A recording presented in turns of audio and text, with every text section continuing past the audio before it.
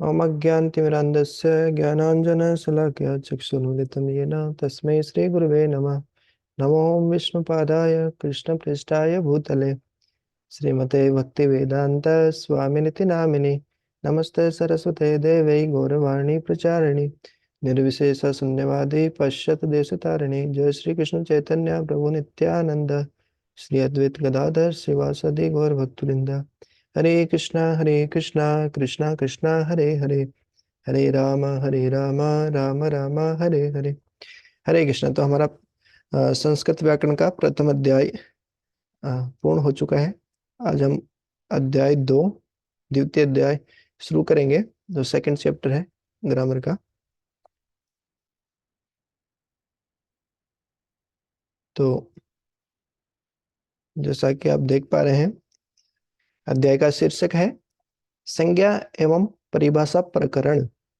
तो सिंपल है, जैसे हम इंग्लिश में देखते हैं नाउन, तो हिंदी में बोलते हैं संज्ञा, और संस्कृत में भी सेम ही है संज्ञा। तो बचपन में हम याद करते थे किसी व्यक्ति वस्तु स्थान विशेष के नाम को संज्ञा कहते हैं, इस तरीके से।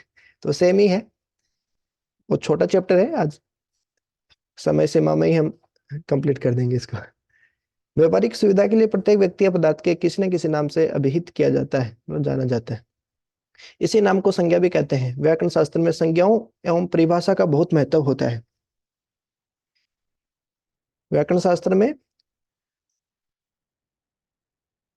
संज्ञाओं एवं परिभाषा का बहुत महत्व होता है। इनका प्रयोग लाघव करने के लिए किया गया है। अब हम देखेंगे, जब हम प्रत्यय पढ़ेंगे तो ये जो लाघव शब्द है वो लघु से आता है। लघु मतलब छोटा, छोटा करने के लिए। तो देखिए, हम ऐसे नहीं बोल सकते कि एक ऐसी प्रजाति जिसके 2 हाथ है, 2 कान है, जो चल सकती है ना। तो ऐसे बार बार नहीं बोल सकते, उसको मनुष्य प्रजाति का नाम दे दिया है, तो देखो जी वो संज्ञा हो गई इस तरीके से। संज्ञाओं एवं परिभाषाओं को समझने से व्याकरण प्रक्रिया को समझने में सहायता मिलती है। कुछ संज्ञाएं एवं परिभाषाएं नीचे दी जा रही है। तो आज के चैप्टर में कुछ बहुत सिंपल है, खाली कुछ शब्द हैं उनको हम समझेंगे। वो आगे जाके जब हम संधि पढ़ेंगे, समास पढ़ेंगे, शब्द रूप धातु रूप, तो उसमें काम आएगी ये सब चीजें। बाकी अलग मतलब कुछ नहीं है, मतलब खाली शब्दों के नाम है और उनका अर्थ है कि वो उनका मीनिंग क्या होता है। तो हम देखते हैं, पहला है आगम। किसी वर्ण के साथ जब दूसरा वर्ण मित्रवत पास आकर बैठकर उससे संयुक्त हो जाता है, तब वह आगम कहलाता है। मतलब मित्रवत प्लस आगम, मित्र के समान, दोस्त के समान आके बैठा है। देखिए, वृक्ष प्लस छाया, तो क्या हो गया, च बीच में आके बैठ गया अपने आप, तो क्या हो गया, वृक्ष छाया। यहाँ वृक्ष के ए एवं छाया के छ के मध्य में च का आगम हुआ है। आगम मतलब, आगम शब्द का अर्थ आपको पता होना चाहिए। आगम मतलब आना, कोई अक्षर अपने आप ही आके बैठ जाते हैं, है ना, जब 2 अक्षर पास में होते हैं। वास्तव में इसका नियम है, ये ऐसे ही नहीं होता है, हम देखेंगे आगे। ये व्यंजन संधि का एक प्रकार है कि पहला जो ये होता है पूर्व वर्ण, ये होता है पर वर्ण। पूर्व मतलब बिफोर, और पर मतलब आफ्टर, पहले का और बाद का।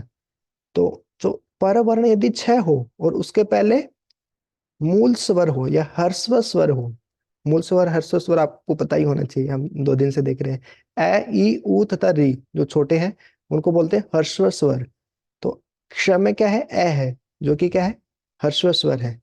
तो यदि इसके पहले ये आए तो व्यंजन संधि का एक नियम है कि इनके बीच में च आ जाता है। आप और भी उदाहरण देख सकते हैं। देखिए, अनु प्लस छेद, तो इसका संधि करेंगे तो क्या आएगा, च का आगम हो जाएगा, अनुच्छेद। ये सब तो आपने सुना होगा, देखा होगा। इसी तरीके से परि प्लस छेद, परिच्छेद, ये सब हम देखेंगे, व्यंजन संधि में देखेंगे आगम।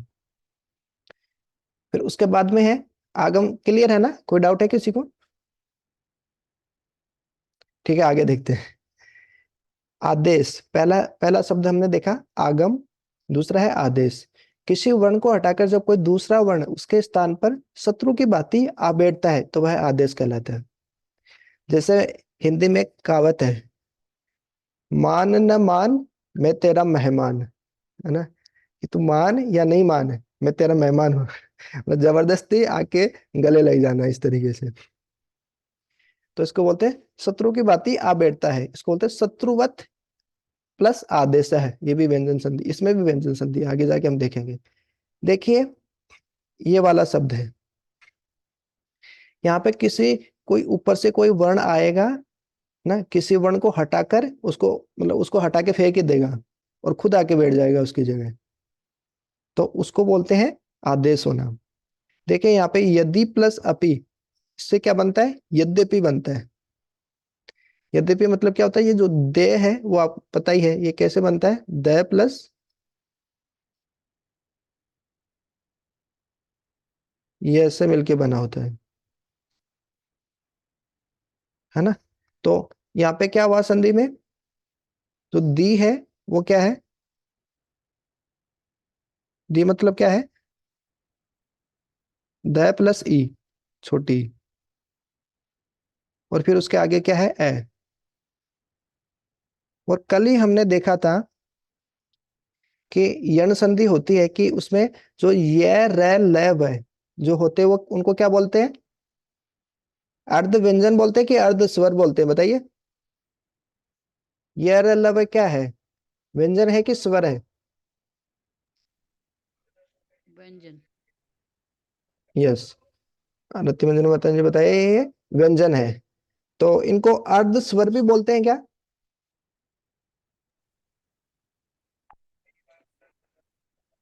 पता नहीं प्रभु जी। क्लास सुने नहीं, हमने कल ही तो देखा था इनको, कल देखा था, परसों भी देखा था। इनको अर्ध स्वर बोलते हैं। ऊपर देखा था ना, गृहस्थ ब्रह्मचारी सन्यासी, और बीच में बोले ये अलग ही कैटेगरी के बीच के होते हैं। कभी ये, मतलब क्यों होता है, जो ये र ल व है वो किस में परिवर्तित हो जाते हैं। कल हमने देखा था ये र ल व जो है, ये आगे भी आएगा, र ल व, ये ई में परिवर्तित हो जाता है ना, या ई है वो य में परिवर्तित हो जाता है, री र में परिवर्तित हो जाता है, और जो लय है वो री से बनता है, और ऊ से बनता है व, इस तरीके से। तो यहाँ पे ई प्लस ए जब जुड़ते हैं तो ई के स्थान पे क्या आ जाता है, ये आ जाता है, ये आके बैठ जाता है। ठीक है, ये प्लस ए, तो क्या हो गया, ये आधा द फिर ये, तो यद्यपि बन गया, ये यदि प्लस अपि से क्या हो गया, यद्यपि बन गया। हुआ क्या, ई के स्थान पे ये आके बैठ गया। वो क्यों बैठ गया वो आगे हम देखेंगे, व्यंजन संधि में स्वर संधि में ये आएगा कि मतलब क्यों आके ऐसे ऐसे क्यों हो जाता है आखिरकार, ई के स्थान पर ये क्यों आ जाता है और कब आता है, ये सब चीजें हम देखेंगे। तो फिलहाल तो ये याद रखिए कि आदेश मतलब होता है, आदेश मतलब होता है कि किसी वर्ण को हटाकर कोई दूसरा वर्ण आके बैठ जाता है, तो मतलब आदेश हो गया। और यहाँ पे देखिए पूर्व वर्ण के स्थान पर ये, है ना, पूर्व वर्ण है यहाँ पे ई, उसके स्थान पे ये आया है। जो पर वर्ण है, मतलब बाद का जो वर्ण है वो वैसा का वैसा ही रहा है। ठीक है, तो ऐसा हमेशा जरूरी नहीं है, पूर्व वर्ण के स्थान पे भी कोई दूसरा वर्ण आ सकता है, पर वर्ण के स्थान पे भी दूसरा वर्ण आ सकता है, या दोनों को मिला के एक वर्ण भी आ सकता है। जैसे विद्या प्लस आलय तो क्या होता है, विद्यालय। पहले का आ और बाद का आ मिलके एक हो गया, आ हो गया, है कि नहीं। तो इस तरीके से हम देखेंगे तो इसको एकादेश बोलते हैं, जैसे एक हो गया ना अभी। इसको स्वर संधि का जो प्रथम है, दीर्घ स्वर संधि, ये है। और दूसरा है, तीसरा जो टर्मिनोलॉजी है, तीसरा जो शब्द है उसको बोलते हैं उपधा। उपधा कुछ नहीं होता है, ये होता है second last alphabet. Second last जो अल्फाबेट होता है किसी भी वर्ड में, किसी भी शब्द में, तो उसी को क्या बोलते हैं, उपधा बोलते हैं। किसी शब्द के अंतिम वर्ण से पूर्व वर्ण को उपधा कहते हैं, जैसे चिंत, तो इसमें क्या, उपधा किसको बोलेंगे बताइए। ये लास्ट का हो गया, ये जो नय है वो सेकंड लास्ट हो गया, तो मतलब नय क्या है इसमें, उपधा। ठीक है ना, सिंपल ही है। तो ये बताइए शिव शब्द में उपधा क्या होगा?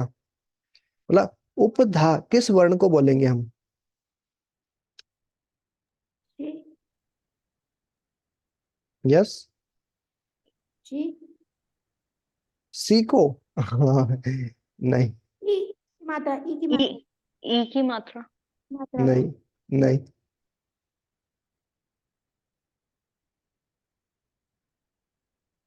सेकेंड लास्ट अल्फाबेट बताया, इसमें सेकेंड लास्ट अल्फाबेट क्या है? आप व को तोड़ेंगे तो ऐसा आएगा, व प्लस ए। तो लास्ट अल्फाबेट क्या है? ए। सेकेंड लास्ट क्या है? व है। ठीक है।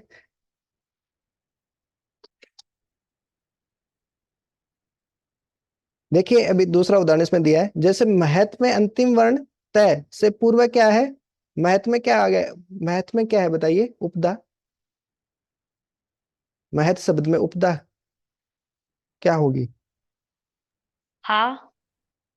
नहीं, फिर से गलत। देखिए आप इसका वर्ण विच्छेद कीजिए। मैं प्लस ए प्लस है प्लस ए। हा। हाँ, जो ये ए है वही उपदा है। ठीक है, तो सिंपल है। तो ये हमने देख लिया, आगम देख लिया, आदेश देख लिया और उपदा देख लिया। उसके बाद में आता है पद। संज्ञा के साथ सु ओ जस आदि नाम पदों में आने वाले 21 प्रत्यय एवं टिप तस झी आदि क्रियापदों में आने वाले 18 प्रत्यय विभक्ति संज्ञक है। सु औ जस आदि तथा धातुओं के साथ ती तीस अंति आदि विभक्तियों से जुड़ने से सुबंत और तिगन शब्दों की पद संज्ञा होती है। सुप्त सुप्त इंगंत पदम यथा रामः रामौ रामा तथा भवती भवतः भवन्ति। केवल पट नम व तथा राम इत्यादि को पद नहीं कह सकते। संस्कृत भाषा में जिसकी पद संख्या नहीं होती उसका वाक्य में प्रयोग नहीं किया जा सकता है। अपदम न परिवंजित। तो ये पद क्या है? जैसे इंग्लिश में बोलते हैं ना हम, जैसे सब्जेक्ट है, ऑब्जेक्ट है, कुछ भी हो सकता है। तो शब्द कोई ही,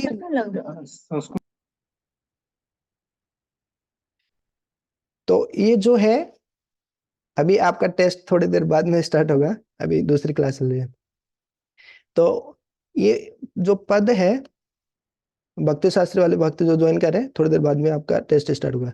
तो ये पद मतलब संस्कृत में ऐसा नहीं होता कि आपने कोई भी वाक्य लिखा उसमें राम लिख दिया तो ये पद हो गया, ऐसा नहीं है।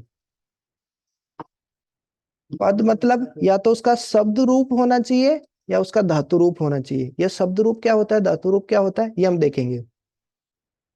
हम चौथा अध्याय है उसमें देखेंगे, जैसे कर्ता ने कर्म को कर्ण से, ये सब अब हम देखेंगे आगे जाके कि बालक है बालको बालका, इस तरीके से संस्कृत में चलता है। एक वचन, द्विवचन, बहुवचन। अब देखिए हम संस्कृत में या हिंदी में क्या पढ़ते हैं? द्विवचन होता है क्या? इंग्लिश या हिंदी में द्विवचन होता है? दो वचन मतलब एक वचन, द्विवचन, बहुवचन, मतलब सिंगुलर और प्लूरल, ये दो ही तो होते हैं ना इंग्लिश में। लेकिन संस्कृत में द्विवचन भी होता है। हमारे, है ना, हाथ दो है, कान दो है, आंखें दो है, माता पिता, है ना, इस तरीके से संस्कृत में द्विवचन भी होता है। देखिए संस्कृत सभी भाषाओं की जननी इसीलिए है ना, सबसे विस्तृत भाषा है। सब कुछ यहीं से आया है, कुछ कुछ वर्ण वहां से ले लिए, उनका अपभ्रंश हो गया तो दूसरी भाषाएं बन गई इस तरीके से। तो संस्कृत में इस तरीके से शब्द रूप चलते हैं, है ना। जैसे हम बोलते हैं ना, राम जाता है तो राम है गच्छति। फिर जैसे राम के द्वारा कार्य किया गया, है ना, या राम का भाई तो क्या बोलेंगे, रामस्य भ्राता, इस तरीके से। ये सब शब्द रूप जब हमको आने लग जाते हैं तो हम संस्कृत समझना शुरू हो जाता है हमारा। जैसे कहीं पे भी देखेंगे, कोई भी श्लोक उठा के देखेंगे तो उसमें यही विभक्ति रहती है। तो देखिए यहाँ पे कहाँ तक है, सप्तमी, सात, और ये तीन वचन है, एक वचन, द्विवचन, बहुवचन। तो टोटल 7 × 8, 7 × 3, 21। इस तरीके से 21 रूप बन गए हैं टोटल। और धातु रूप आप देखेंगे तो इस तरीके से धातु रूप मतलब बेसिकली जो टेंस, इंग्लिश में हम बोलते हैं ना टेंस, इंग्लिश में कितने टेंस है? पास्ट, प्रेजेंट और फ्यूचर। लेकिन संस्कृत में है ना जो टेंस है वो बहुत है, 10 मेन टेंस है। ये 5 जो टेंस है या काल है उनका हम अध्ययन करते हैं। जैसे प्रेजेंट टेंस में ऐसे चलता है संस्कृत में, पढ़ते पढ़ता पढ़ंती, पढ़ से पढ़ता पढ़त, पढ़ामी पढ़ावा पढ़ामा। जैसे ये प्रथम पुरुष, मध्यम पुरुष, उत्तम पुरुष, ऐसा। प्रथम पुरुष मतलब कि इंग्लिश में क्या बोलेंगे? वह, ही, सी, है ना। और मध्यम पुरुष मतलब यू, आप, तुम, इस तरीके से। और उत्तम पुरुष मतलब मैं, है ना। जैसे मैं पढ़ता हूं तो उसको संस्कृत में क्या बोलेंगे? अहम पठामि। तुम पढ़ते हो तो त्वम पढ़सी। तो इस तरीके से ये टेंसेस संस्कृत में चलते हैं इस तरीके से ना। तो पास्ट, प्रेजेंट, फ्यूचर तो होते ही हैं संस्कृत में टेंस, उसके अलावा भी और बहुत सारे टेंसेज होते हैं। तो देखिए 3, 6, 3, 3, 9, 9 तो इस प्रश्नपदी में चलते हैं और 9 आत्मनेपदी इसमें चलते हैं। ये क्या होता है आगे जाके हम देखेंगे, टेंशन लेने की जरूरत नहीं है। मतलब कुछ धातुओं के रूप ऐसे चलते हैं, कुछ धातुओं के रूप ऐसे चलते हैं, तो टोटल 18 हो गए। तो वही इसमें लिखा है। मैं चेंज कर रहा हूं तो आप लोगों को दिख रहा है ना, ये धातु रूप वगैरह, बालक बालक रूप वगैरह। ओके। जी तो प्रभु जी। यहाँ पे देखिए ये जो लिखा है ना 21 प्रत्यय, तो वही लिखा है। 7, फिर एक वचन, द्विवचन और बहुवचन। तो 7, 7, 7 हो गया 21। और 9 + 9 ये हो गया 18। ये हो गया धातु रूप में। अच्छा, इंग्लिश में भी तो यही बोलते हैं ना, फर्स्ट पर्सन, सेकंड पर्सन और अदर पर्सन, इस तरीके से। तो ऐसे ही जो हमारी वर्ब है या जो टेंस है इस तरीके से चलता है। जो धातु रूप, धातु मतलब वर्ब होती है, क्रिया होती है। और शब्द रूप मतलब पद। तो पद मतलब या तो शब्द रूप में होना चाहिए या वो धातु रूप में होना चाहिए। ठीक है। तो ये हमारा चौथा, फोर्थ टर्मिनोलॉजी था हमारा। अब ये पांचवा है निष्ठा।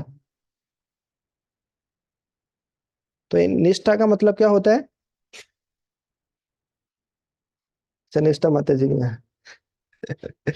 तो निष्ठा का अर्थ क्या है संस्कृत में? देखिए, तय और तौतु प्रत्ययों को निष्ठा कहते हैं।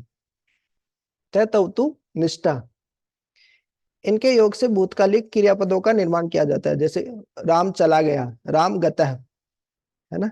राम गतवान, राम गया, इस तरह से। तो ये तय और त्वत प्रत्यय, इनका उपयोग करके जब हम बनाते हैं भूतकालिक क्रिया को तो उसको निष्ठा बोलते हैं। उसके बाद में विकरण।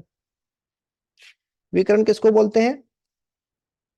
कि कुछ धातु रूप चलते हैं, कुछ वर्ब, जैसे प्रेजेंट, पास्ट, फ्यूचर में जब हम बनाते हैं उनका रूप, तो उनके बीच में भू का हो जाता है भव, ऊ का व हो जाता है। हमने देखा ना कि ई का ये हो जाता है, ऊ का व हो जाता है। तो इस तरीके से हो जाता है भव, भवती, बहुता, भवंती, इस तरीके से। तो वही बताया।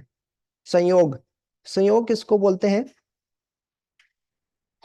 देखिए, संयोग मतलब कि हम पढ़ लेते हैं। संस्कृत में संयोग एक महत्वपूर्ण संज्ञा के रूप में प्राप्त होता है। यह एक पारिभाषिक शब्द है। महर्षि पाणिनि ने अष्टाई अध्याय में इसका अर्थ हेलो अनंतरा संयोग किया गया, अर्थात स्वर रहित व्यंजनों के व्यवधान रहित सामीप्य भाव को संयोग कहते हैं। कुछ नहीं, दो व्यंजन एक साथ आ जाते हैं, मतलब पास पास रहते हैं, तो उसको संयोग बोलते हैं। देखिए, महत, महत्व में क्या है?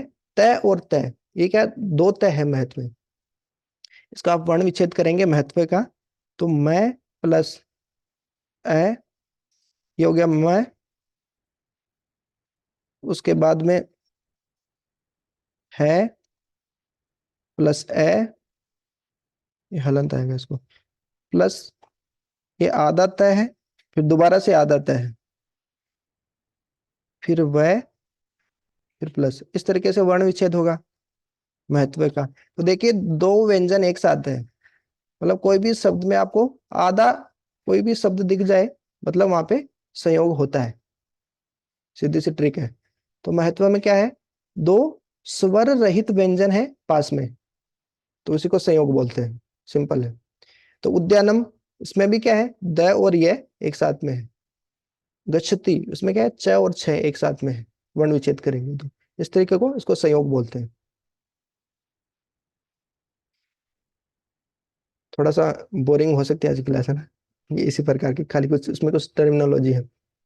संहिता, वर्णों के अत्यंत सामीप्य अर्थात व्यवधान रहित सामीप्य को संहिता कहते हैं। संहिता कुछ नहीं होता, इसी संहिता से ही क्या होता है, संधि बनती है, और संधि से ही पूरी, है ना, संधि एक संस्कृत व्याकरण का मतलब मुख्य अंग है।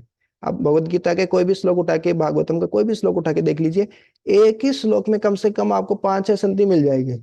अब संधि आती है तो आपको उसको समझ सकते हो, नहीं तो फिर रट्टा मारना पड़ेगा, है ना। भक्त लोग कहते हैं ना, भक्ति शास्त्री, भक्ति वैभव, है ना, श्लोक तो याद करने होते हैं उसमें, है ना, श्लोक तो याद करते हैं, लेकिन क्या होता है, श्लोक याद होते नहीं है, रट्टा मारते हैं, फिर बोल जाते हैं। तो लेकिन संधि यदि हमको आती है तो हम वर्ण विच्छेद करके समझ के उसको याद कर सकते हैं, समझ के याद करने पे व्यक्ति भूलता नहीं है फिर। तो वर्णों के अत्यंत समीप्य अर्थात व्यवधान रहित समीप्य को संहिता कहते हैं। तो देख लीजिए, वाग प्लस ईस, इसका क्या हो गया, वागीस हो गया। ये क है वो ग में बदल जाता है, अपने ही वर्ग के, है ना, तीसरे वर्ण में बदल जाता है। ये व्यंजन संधि का एक भाग है, वो हम देखेंगे कल से संधि शुरू करेंगे तो उसमें। तो इसको बोलते हैं संहिता। और चौथा क्या है, संप्रसारण। ये वही है, ये बताया था, ये जो य व र ल है, ये न तो स्वर है और न व्यंजन है, इसको बोलते हैं अर्ध स्वर, क्योंकि ये ई उ री तथा लरी में बदलते रहते हैं। जैसे भगवान अर्जुन को बोलते हैं ना, क्लेब्यम माँ स्मगम पाठता है कि तुम नपुंसक हो, तो उस टाइप के हैं ये, न गृहस्थ है न ब्रह्मचारी बीच के। तो यह वह रल के स्थान पर क्या हो जाता है, इक, ई उ रीत रल री। तो देखिए यज धातु जब चलता है, यज्ञ करना, यजन करना, तो वैसे नहीं चलता यजती यजता यजंती, वो चलता है इज्जते। वच है वो कैसे चलता है, उच्च उच्चते, है ना, उ की जगह वह और व की जगह उ, इस तरीके से हो जाता है, ई की जगह ये और ये की जगह ई।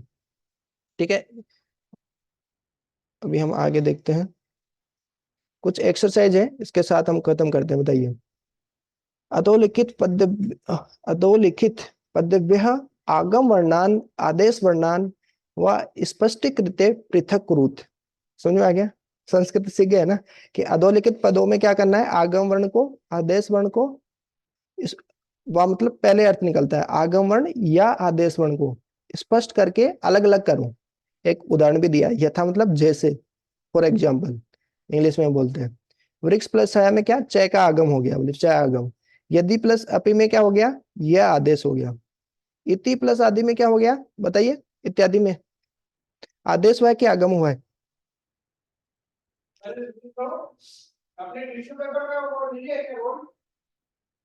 बताइए बताइए। देखिए, आगम मतलब क्या, कोई शब्द, कोई जैसे च है वो बीच में आके लग जाता है, उसको आगम बोलते हैं।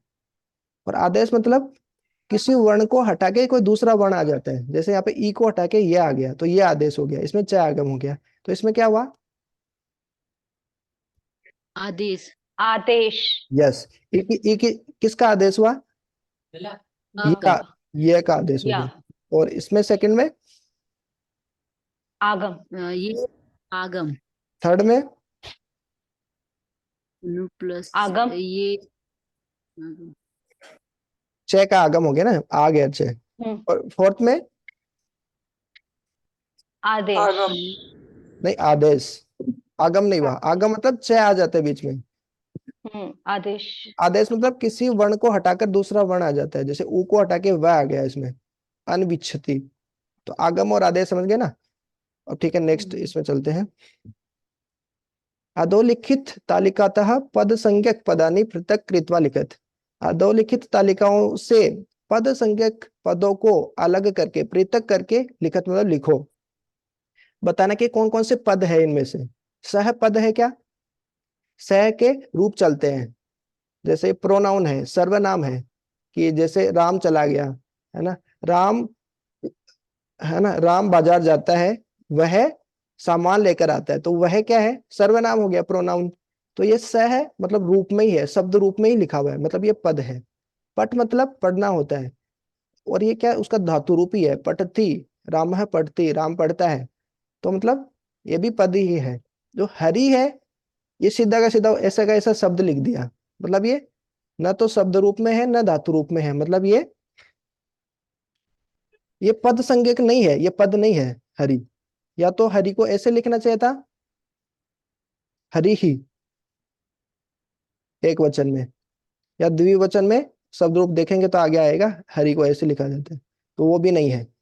ये है पद है, ये पद नहीं है। ये क्या है, ये सीधा सीधा धातु लिख दिया इसको, तो धातु नहीं है ये। तो धातु नहीं है, मतलब ये सीधा धातु रूप नहीं है, केवल धातु है, इसलिए ये भी पद नहीं है। ये पद है, ये पद नहीं है क्योंकि ये केवल धातु है। ये पद है, ये पद नहीं है, ये पद है, नहीं ये भी पद है क्योंकि धातु रूप है ना, ये भी पद है। इस तरीके से मुनि है, मुनि ये द्वितीय विभक्ति में इस तरीके से। और इसके बाद में इसमें बताना है कि संयोग संयोग हुआ है कि नहीं हुआ है।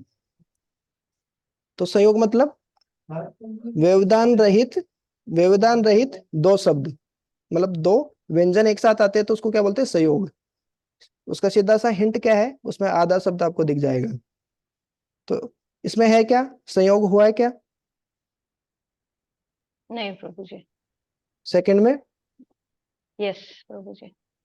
सेकंड में हुआ है, थर्ड में नहीं हुआ है, नहीं, क्योंकि फोर्थ में हुआ है, फोर्थ में हुआ है, फिफ्थ में फिफ्थ हुआ में है, भी हुआ है।